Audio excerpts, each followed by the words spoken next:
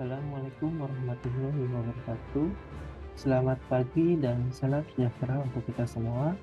Perkenalkan, nama saya Tri Wahyudi, dosen program studi D3 Akuntansi pada Universitas Sultan Ageng Kutai.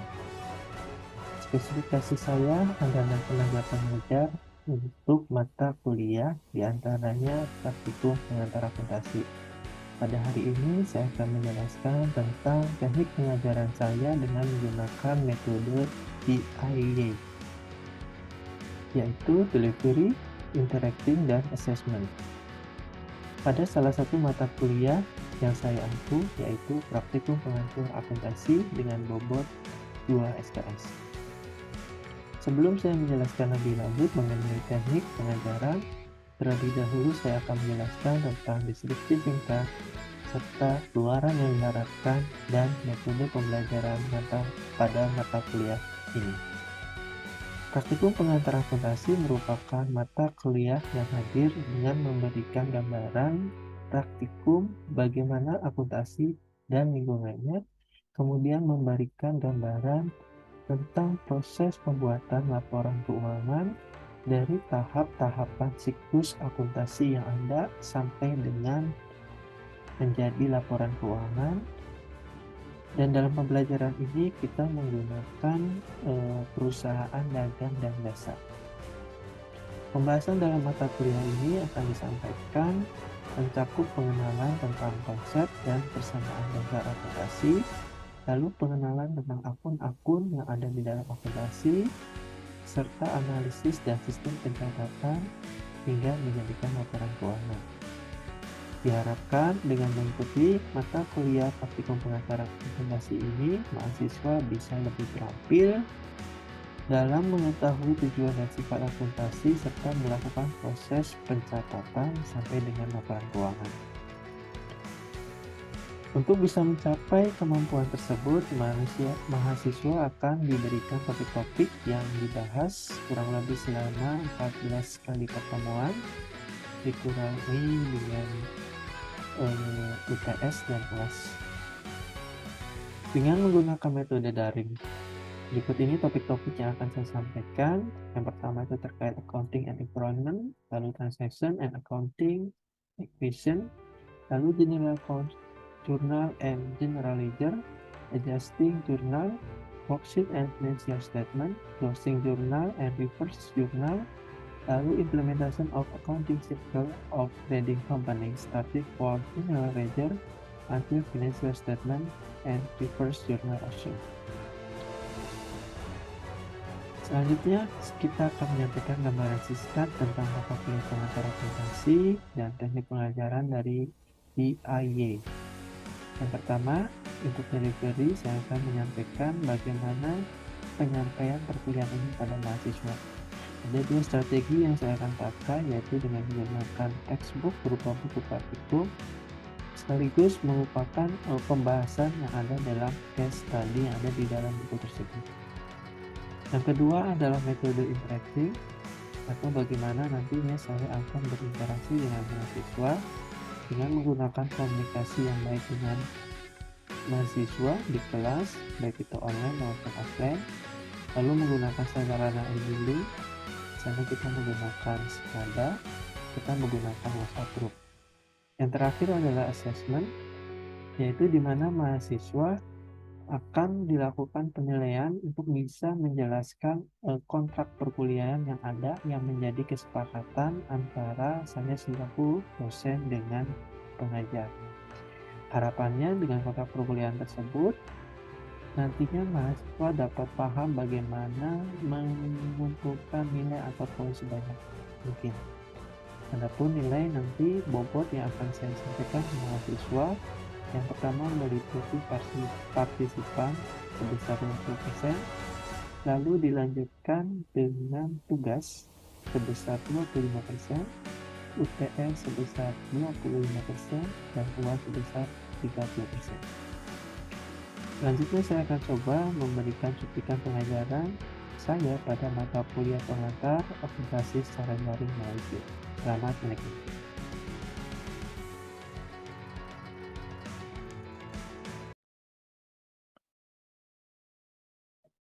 Baik, Assalamualaikum warahmatullahi wabarakatuh. Waalaikumsalam warahmatullahi wabarakatuh.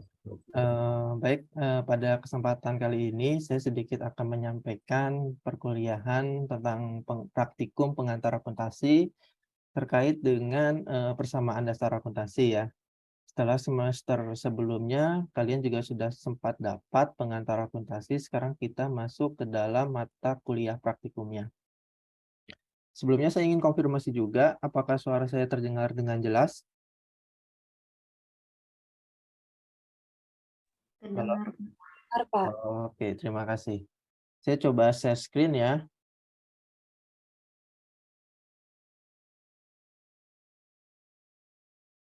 Oke, sebelumnya saya juga ingin konfirmasi ulang, apakah share screen-nya sudah terlihat? Sudah, Pak. Oke.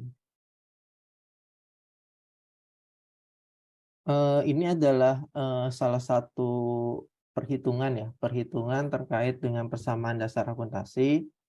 Mungkin saya hanya akan flashback sedikit karena sebelumnya juga memang sudah dapat kalian di mata kuliah sebelumnya, yaitu untuk teori pengantar akuntansi.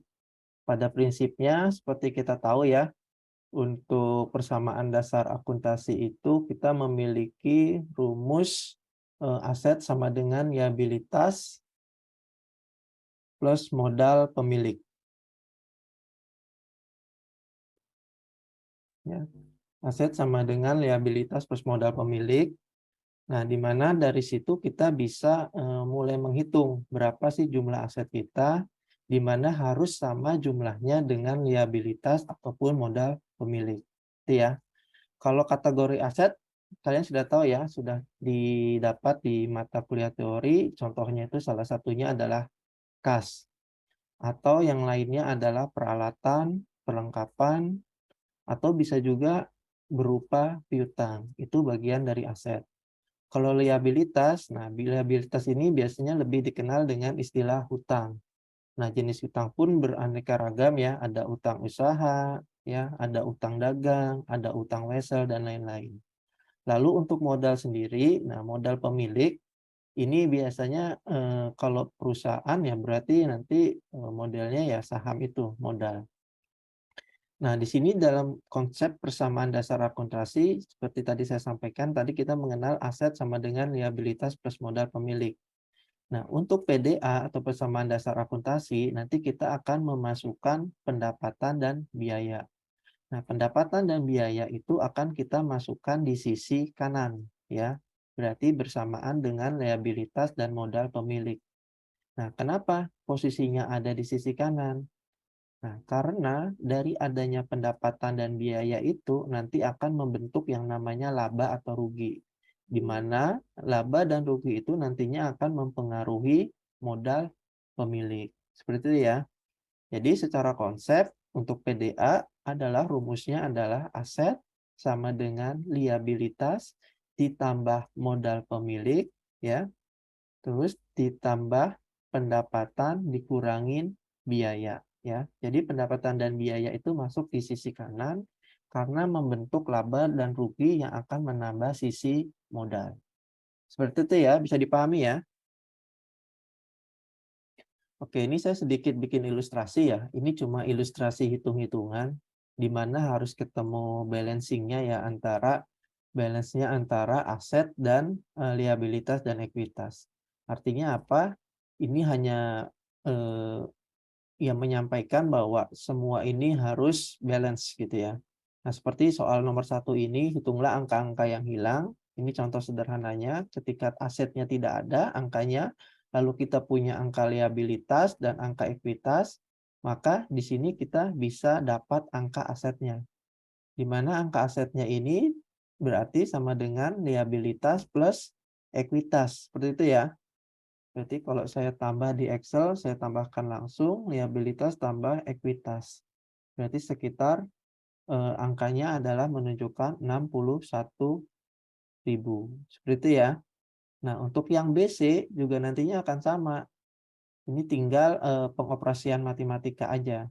Ketika asetnya 48, lalu ekuitasnya 16.900, Nah, maka liabilitasnya berarti aset dikurangi dengan ekuitas. Seperti itu ya. Oh, ini rusak rumusnya ini. Bentar. Nah, seperti itu ya. Nah, itu untuk contoh A dan B. Nah, untuk C-nya nanti kalian bisa coba sendiri.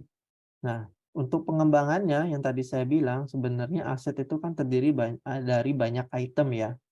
Nah, posisinya karena dari banyak item, kalian juga harus menambahkan semua ini ya.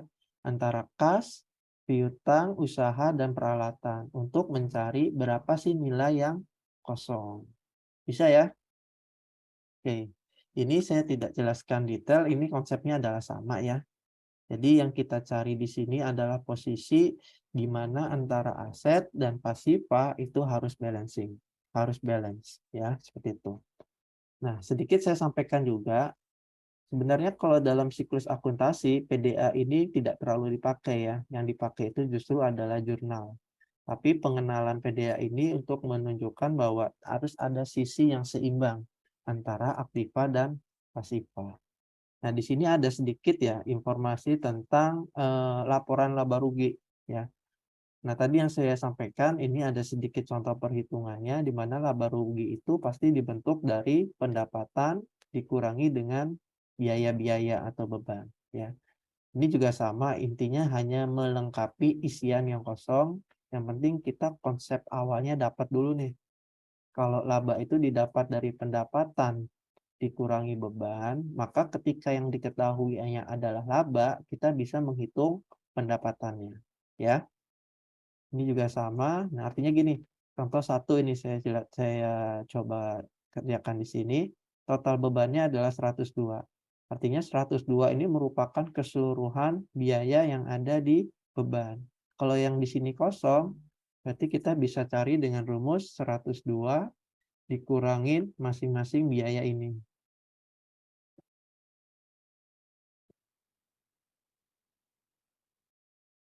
Nah, ketemu nanti B-nya 12.900. Nah, untuk pendapatannya, kembali ke konsep awal tadi, laba rugi sama dengan pendapatan dikurangin beban.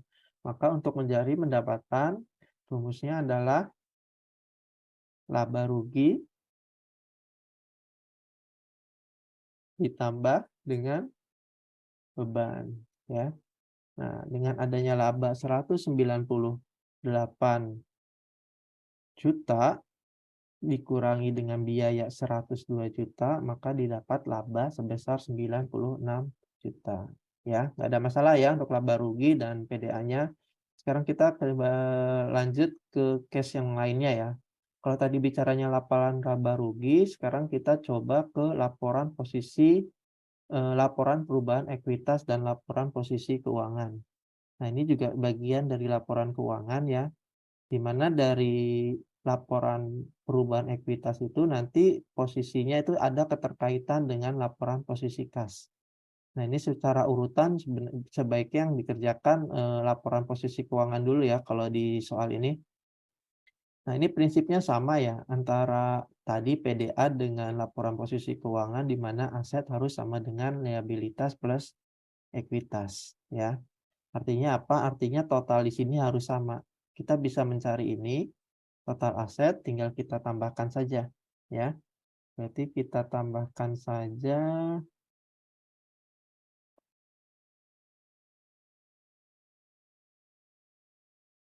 Nah, ketemu ya total asetnya sekian, maka di sini juga otomatis total liabilitas plus ekuitas ini akan sama dengan total aset seperti itu ya. Nah, untuk modal darah, nah ini juga bisa kita ambil nih. Gimana caranya kira-kira? Berarti tinggal kita hitung selisihnya ya.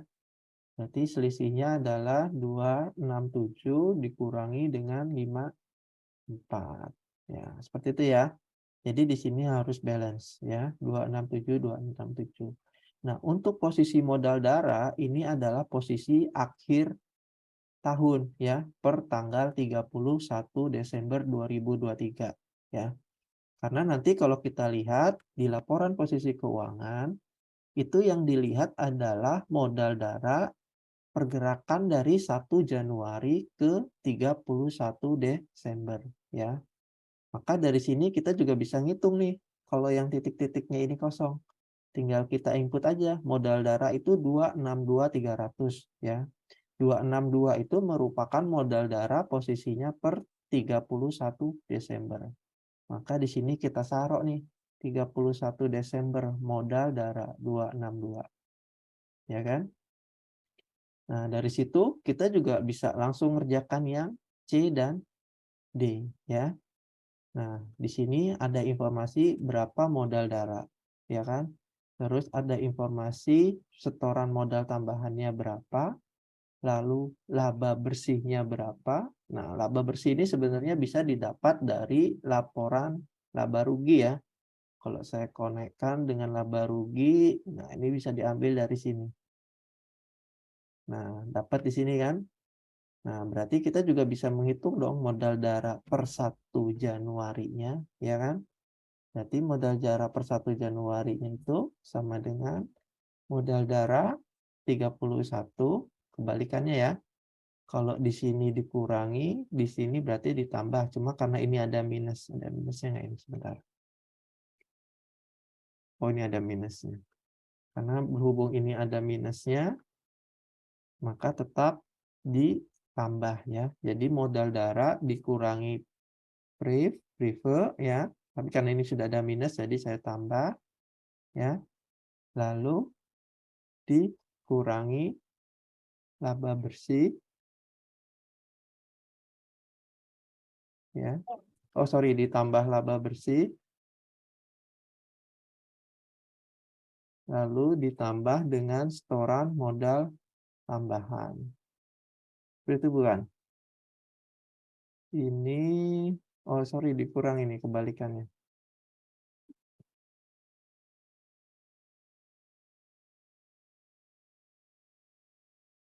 Oh, ada rumus yang rusak. Ada yang ini.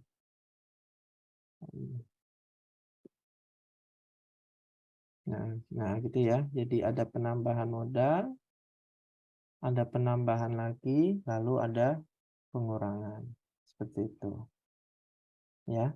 Nah, itu adalah konsep dasar PDA, terus kita kaitkan dengan apa tadi? Dengan laporan keuangan, di mana laporan keuangan itu nanti itemnya adalah laporan laba rugi, laporan posisi keuangan, dan laporan perubahan modal. Ya. Sampai sini ada yang ditanyakan nggak? Sebelum kita lanjut lagi ke contoh soal.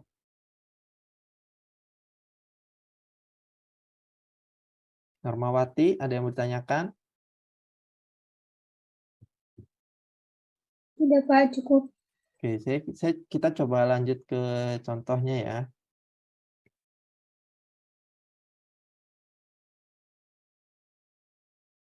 Nah, ini di sini saya ada contoh soal ya. Ada contoh soal yang sudah saya bagikan juga ya sebelumnya.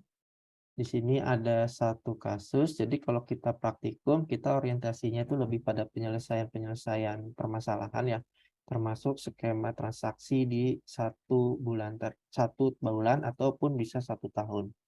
Di sini ada soal. Saya gerakkan dulu ya.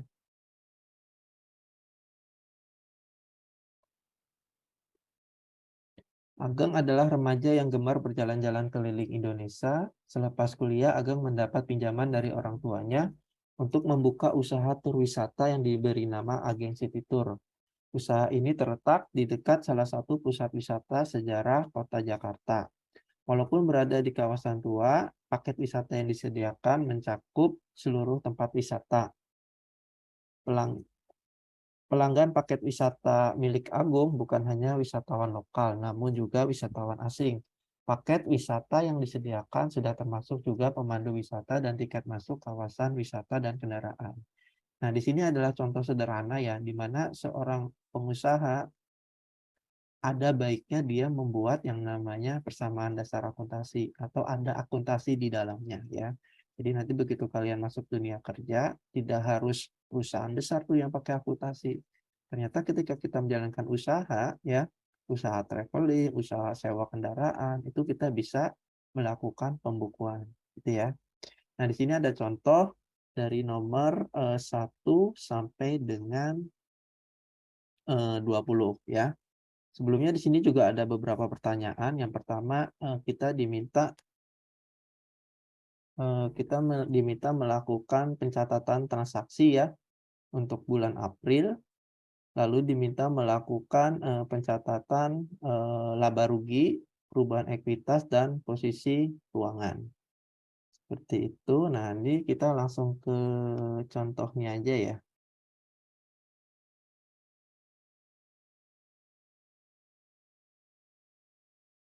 Nah, ini ya. Contohnya, nah ini sama ya yang tadi kita bikin persamaan dasar akuntansinya di mana aktiva harus sama dengan pasiva. Untuk tanggal 1 misalkan ada pembukaan rekening ya. Pembukaan rekening itu berarti akun asetnya adalah kas. Kas bertambah, lalu modal disetor bertambah. Lalu yang kedua adalah sewa kantor. Nah, sewa kantor itu kan posisinya ketika kita menyewa kantor pasti ada kas yang berkurang ya. Sewa kantor di kas ya kan. Kas berkurang 1.750 karena kasnya ini berkurang kita kasih tanda kurung ya. Lalu akun lawannya adalah beban sewa kantor. Untuk nomor 3 selanjutnya adalah membeli sewa kendaraan ya. Membeli secara kredit barang habis pakai. Nah, di sini ada informasi pembelian kredit ya. Kalau pembelian kredit berarti belum ada informasi uang masuk ya. Nah, belum ada informasi uang keluar karena membelinya secara kredit. Tapi perlengkapan kita terima, maka kita catat perlengkapan habis pakai ya. Dicatat di sini menambah 450 dan akun lawannya adalah hutang usaha. Seperti itu ya. Nah, nanti kalian bisa bisa mempelajari keseluruhan transaksi ini sudah saya siapkan sampai dengan contoh transaksi nomor 10. Nanti karena di soalnya ini juga transaksinya sampai dengan transaksi nomor 20 atau tanggal 30 April, nanti kalian bisa lanjutkan tugas di rumah ya. Selanjutnya nanti kalian juga bisa lanjut untuk tugas nomor 2A, B, dan C ya. Sampai sini ada yang ditanyakan dulu nggak terkait dengan PDA?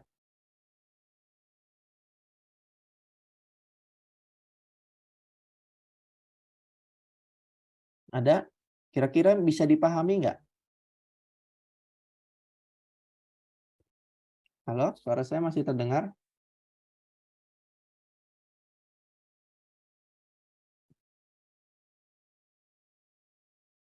Halo? Terdengar, Pak. Oh, sorry. Oke, kira-kira sampai sini ada yang ditanyakan dulu nggak terkait dengan transaksi persamaan dasar akuntansi? Ya, susah ya. Prinsipnya tadi harus balance antara aset dan pasiva ya. Kalian kenali apa yang menjadi komponen aset, apa yang menjadi komponen pasiva ya. Termasuk pendapatan dan biaya. Pendapatan dan biaya itu masuk di kolom sisi kanan ya. Sisi kanan ya. Mengapa tadi ya sudah saya sampaikan masuk kanan karena dia ada pengaruhnya ke modal ya. Laba rugi kan pengaruhnya ke modal. Atau kalian coba kerjakan deh ini yang transaksi nomor 11. 11.20 April membeli bensin untuk kendaraan operasional sebesar 800 ya. Nah, berarti apa yang kira-kira akun yang bertambahnya apa ini? Kalau membeli bensin apa? Akun apa sama akun apa kira-kira? Halo? Akun kas sama akun beban, Pak. Bebannya beban apa? Kas ya di sini ya. Kas. Coba kita cek. Oke, kas ya. Kasnya berkurang kan karena ada pembelian. Sama beban. Bebannya beban apa kira-kira? Ada beban sewa, lalu beban gaji, beban air, beban perlengkapan, beban iklan. Nah, ini ada ya, beban bensin ya. Nah, seperti itu ya. Ya, nanti kalian coba aja lah, kalian coba supaya bisa lebih menyeluruh pemahamannya, semua juga paham. Pada prinsipnya untuk nama-nama akun itu sebenarnya antar perusahaan itu diserahkan ke masing-masing perusahaannya ya. Dia akan mempunyai akun apa. Jadi bisa jadi nanti setiap perusahaan atau setiap perusahaan perseorangan ataupun perusahaan dalam bentuk badan hukum tuh bisa jadi nanti beda-beda. Oke ya, kalau gitu nanti bisa dilanjutkan. Saya kira nggak terlalu susah ya. Nanti dicoba dulu, nanti akan kita bahas kembali di sesi berikutnya ya. Untuk keseluruhan eh, poin 1 dan 2 ya. Yang pertama itu melengkapi transaksinya, dimasukkan ke dalam pencatatan PDA untuk sampai dengan 30 April. Yang berikutnya adalah membuat laporan laba rugi, perubahan ekuitas, dan laporan posisi keuangan.